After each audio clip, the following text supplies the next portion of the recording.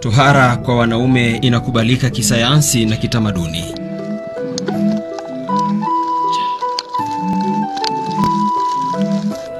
Sababu za kisayansi zinahitaji kuwakinga dhidi ya magonjwa kadhaa, hasa yale ya zinaa.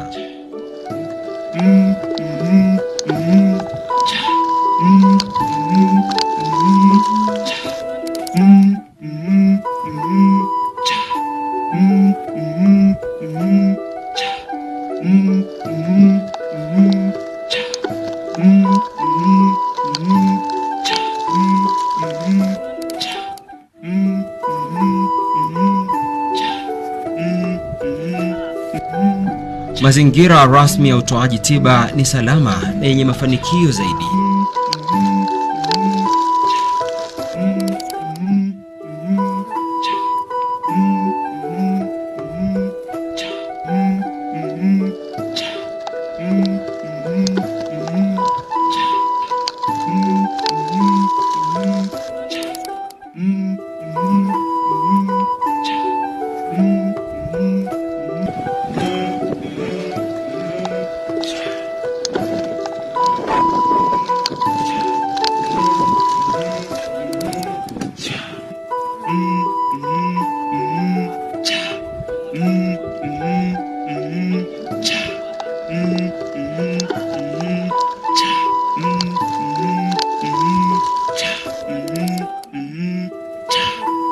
Ukifanya kiasili inaweza hatarisha maisha ya wengi.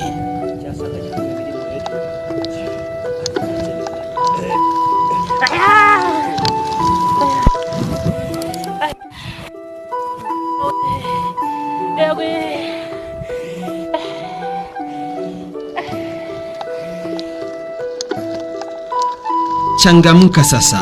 Tohara ni salama katika vituo vya afya.